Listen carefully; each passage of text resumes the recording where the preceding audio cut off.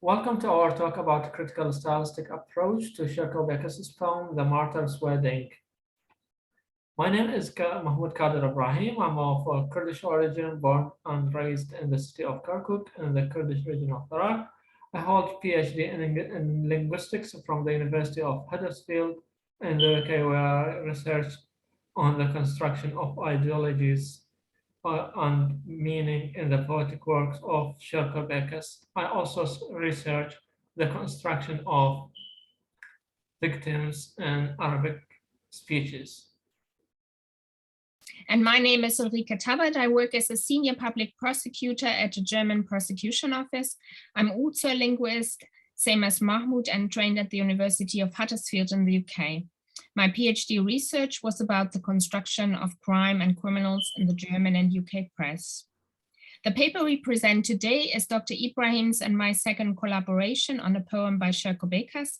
The first poem we analyzed and published our research on was a poem called Sculpture from the collection The Small Mirrors by Sherko Bekas. You can find a reference in the list of references at the end of the slideshow.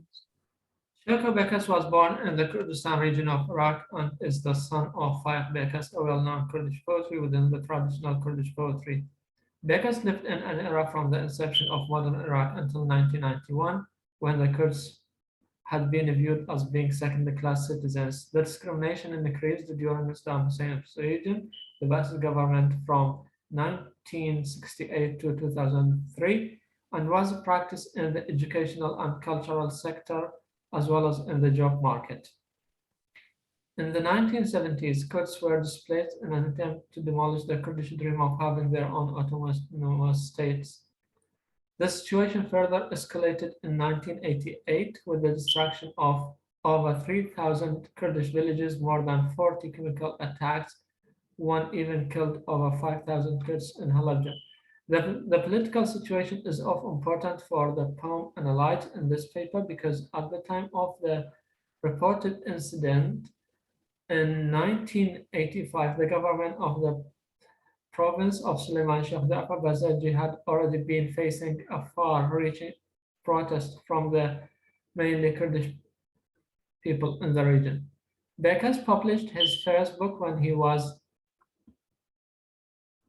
17 and enlisted in the Peshmerga and worked as a party poet for the Patriotic Union of Kurdistan, a major political party in the Kurdish Regional Government KRG, a semi-autonomous region in Iraq.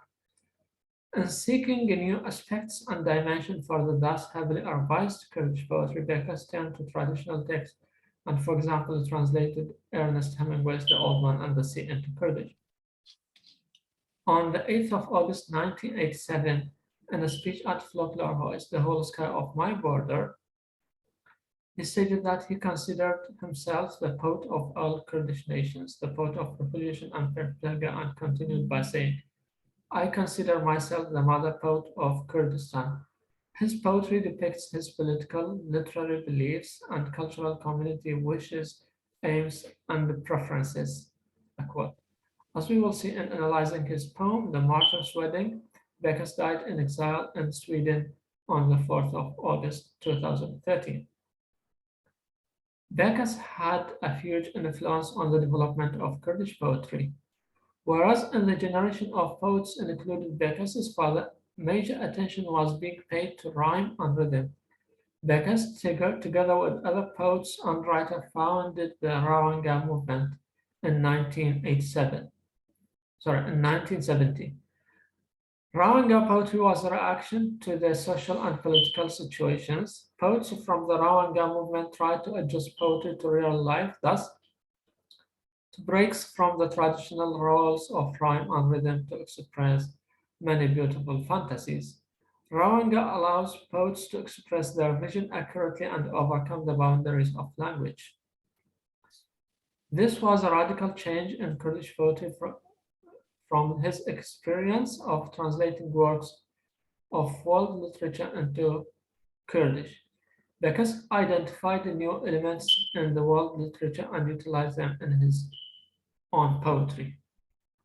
Before we present our analysis, we begin with an introduction to the framework of critical stylistics developed by Professor Leslie Jeffries at the University of Huddersfield. From her experience as a teacher, she saw the necessity to provide her students with a framework that guides them when approaching a text and doing a critical discourse analysis. Jeffries acknowledges that CDA does not offer such a framework, but most scholars choose their own method of analysis, which frequently includes transitivity analysis, speech acts, modality, lexical and syntactic structure. Critical stylistics builds on the tool used in stylistics, as well as on established linguistic foundations like Saussure's distinction between langue and parole, speech act theory by Grice and Searle, and Halliday's 3 meta-functions of language. Based on these foundations, Jeffries developed 10 textual conceptual functions of texts like naming and describing or representing actions, events, and states, as you can see on the slide. Under each of these functions, she lists linguistic realizations, like, for instance, for naming and describing. She recommends to analyze the build-up of noun phrases with their pre- and post-modifications, nominalization, and apposition. In the category of representing actions, events, and states, Jeffries recommends to look at the verb phrase and to analyze transitivity mainly. We cordially invite our listeners to follow up Jeffries' publications listed in the list of references in the end of this slideshow. During the time of the Ba'ath Iraq in 1968 to 2003, an incident occurred in Bekas's hometown, Suleiman, in the north of the Kurdish region of Iraq, not far from the Iranian border. 3 students, Aram Muhammad Karim, Sardar Usman Faraj, and Hiwa Faris Fayed, were shot dead on December 17, 1985, 1 month after they were arrested in front of their school for political reasons. Their death led to an outcry and protest against Sheikh Ja'far Barzanji, the government of the province during Saddam Hussein's regime, and the permitted Bekas to write his poem, The Martyrs, about the 3 sons of his hometown, Suleiman. We begin our analysis by translating the poem into English by me. In the next step, we converted the docs file into a text file to make the text readable for the software packaged Anticode. At the top of the word list, which lists all the words in the poem according to their frequency, we found the word 3 occurring 28 times. We present our analysis and findings with regard to this word, as we are aware of the time and the space limit for our presentation. The cardinal number 3 occurs on page 4 of the poem, 505 words in the English text. It occurs with itself mainly in a cluster, meaning we find at least 2 occurrences in a close proximity to each other.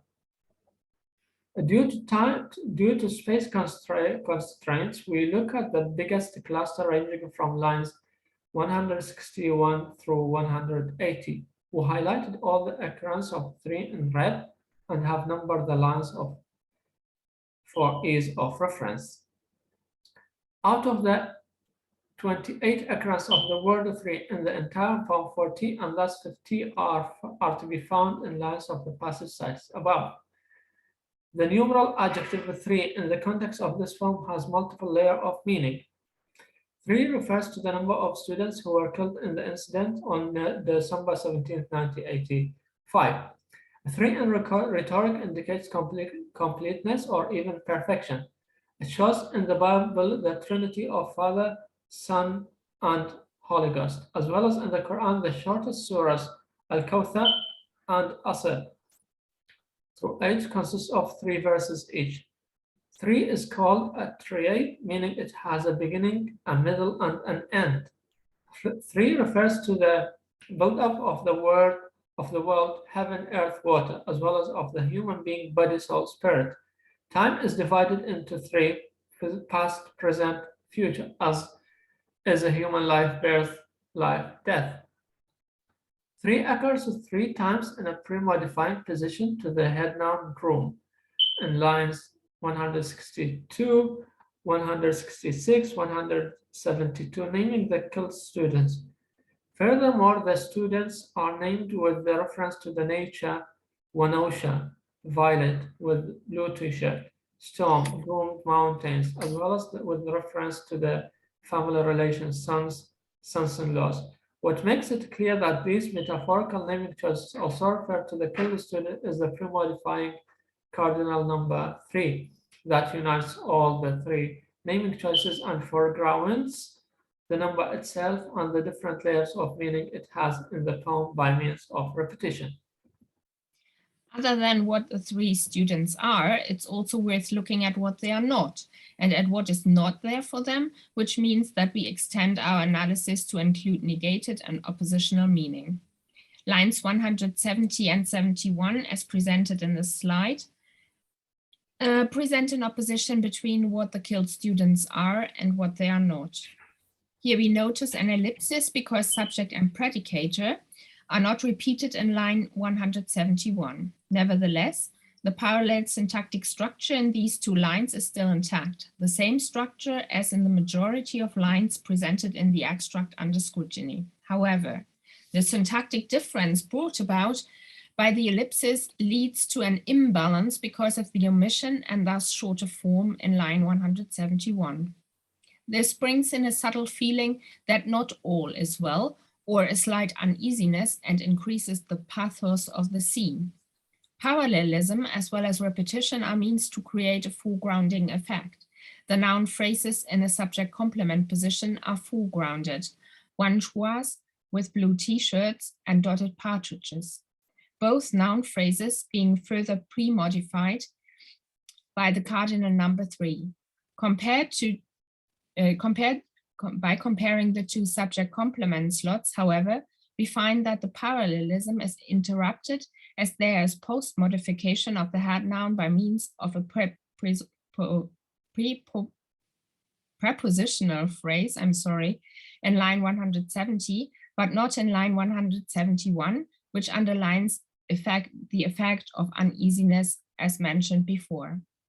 The just described parallelism together with negation lead to the creation of oppositional meaning between the two head nouns, wanchwa and partridges.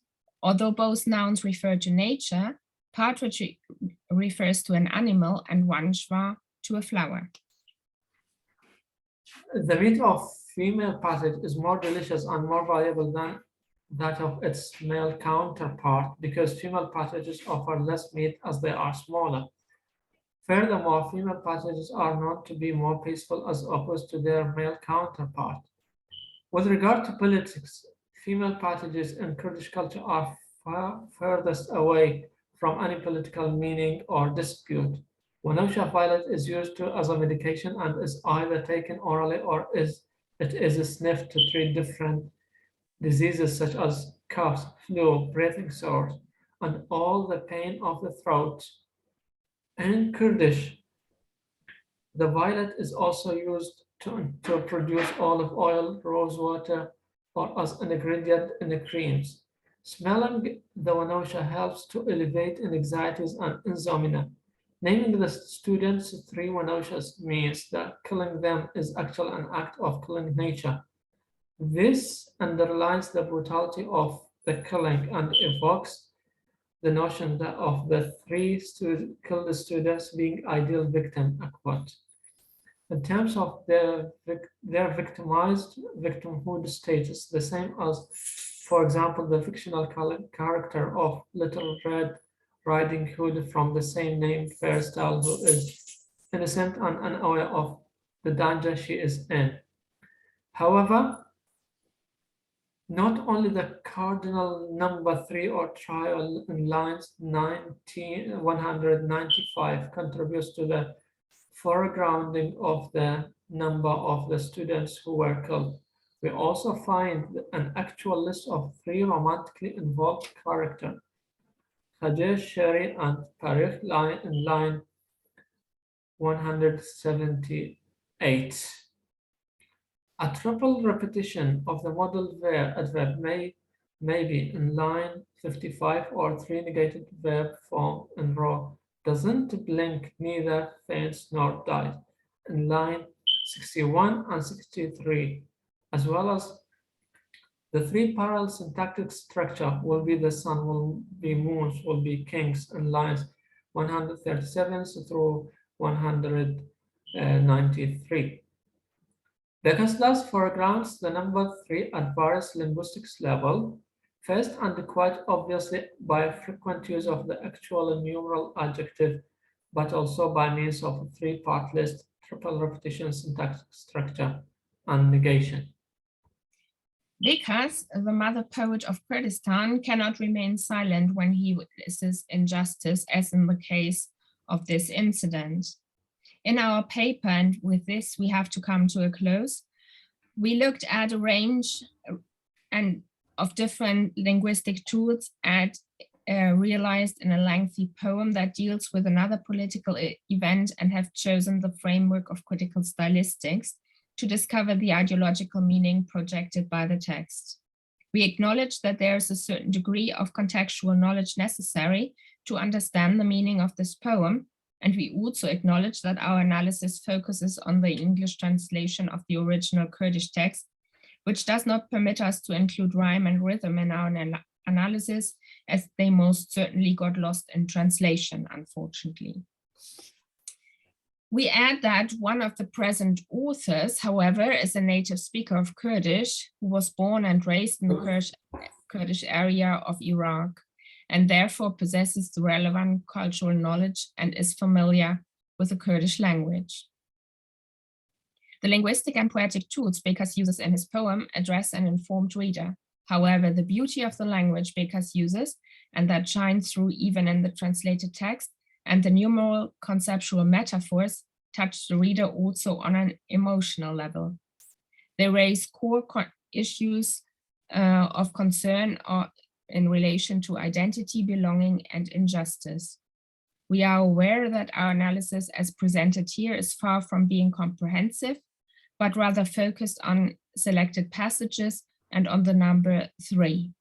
And with this, we thank you very much for your kind attention.